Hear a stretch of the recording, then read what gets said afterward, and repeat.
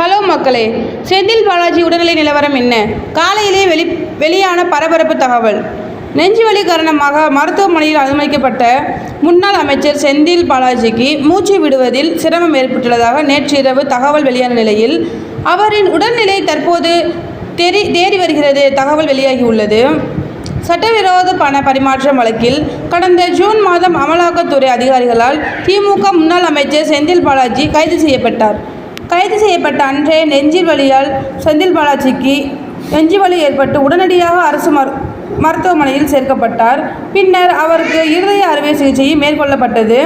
சிகிச்சைக்கு பின் கடந்த ஒரு வருடமாக செந்தில் பாலாஜி தொழிற்சாலையில் இருந்து வருகிறார். இவரின் ஜாமீன் மேல்முறையீட்டு மனு உச்சநீதிமன்றத்தில் விசாரணை நடந்து கொண்டிருக்கிறது. மேலும் சட்டவிரோத பண பரிமாற்றம் வழக்கில் சென்னை முதன்மை அமர்வு நீதிமன்றத்தில் இன்று குற்றப்பதிவு செய்யப்பட உள்ளது. இந்த நிலையில் அமைச்சர் செந்தில் பாலாஜிக்கு நேற்று மதியம் லேசான நெஞ்சுவலி ஏற்பட்டதாகவும் இதன் காரணமாக உடனடியாக அவர் சென்னை ஸ்டான்லி அரசு மருத்துவமனையில் முதல் உதவி சிகிச்சைக்காக அனுமதிக்கப்பட்டார். தொடர்ந்து மேல் சிகிச்சைக்காக சென்னை ஓமந்தூரார் மருத்துவமனைக்கு மாற்றப்பட்ட செந்தில் பாலாஜிக்கு மூச்சுத்திணறல் ஏற்பட்டதாகவும் சொல்லப்பட்டது. மேலும் ஓமாந்தூரார் மருத்துவமனையில் தீவிர சிகிச்சை பிரிவில் அனுமதிக்கப்பட்ட செந்தில் பாலாஜிக்கு இசிஜி பரிசோதனையும் அதனைத் தொடர்ந்து மருத்துவர்கள் கண்காணிப்பில் இருந்து வருவதாகவும் தெரிவிக்கப்பட்டிருந்தது.